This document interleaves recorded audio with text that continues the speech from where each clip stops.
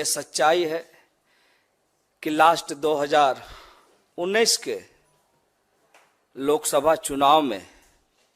हमने ना सिर्फ भारतीय जनता पार्टी, समुचित झारखंड के एनडीए गठबंधन के 11 लोकसभा में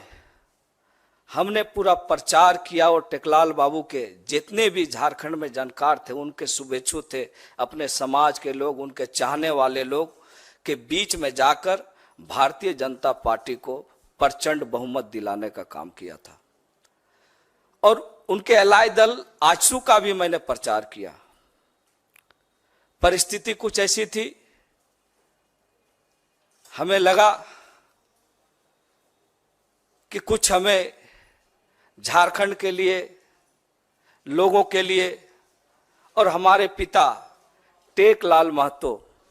जो झारखंड आंदोलन के एक अग्रणी योद्धा थे, आज झारखंड की राजनीतिक पृष्ठभूमि को खोजा जाए, राजनीतिक चर्चाएं अगर चलेंगे झारखंड अलग राज्य के आंदोलन को,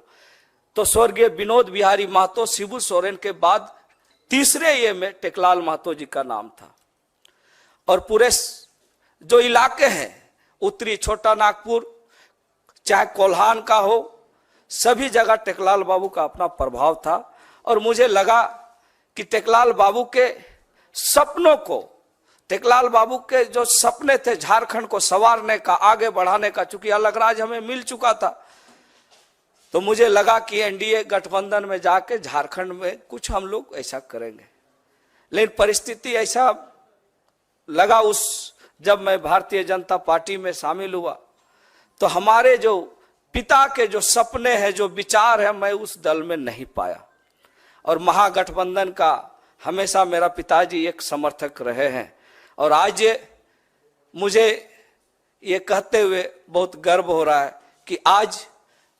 पूरे देश में जो इंडिया गठबंधन राहुल जी के नेतृत्व में दौड़ रहा है, वो 2024 में इसका रिजल्ट हम सब दिखाएंगे।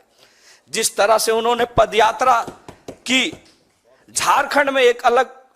लोगों में एक उनके प्रति रुझान बढ़ा है, और एक युवा नेता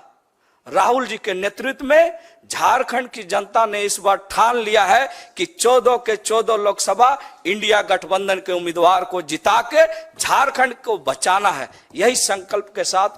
हमने भी आज इंडिया गठबंधन को मजबूत करने के लिए और अपने पिता के उन विचारों को पूरा करने के लिए, जिनका सोच था कि झारखंड के आदिवासी, मूलवासी, अल्पसंख्यक का विकास हम कैसे करें, और आज जरूरत है कि उन विचारधारों को अगर कोई पूरा कर सकता है तो झारखंड में इंडिया गठबंधन, महागठबंधन के माध्यम से ही पूरा कर सकते हैं। इसीलिए आज हमने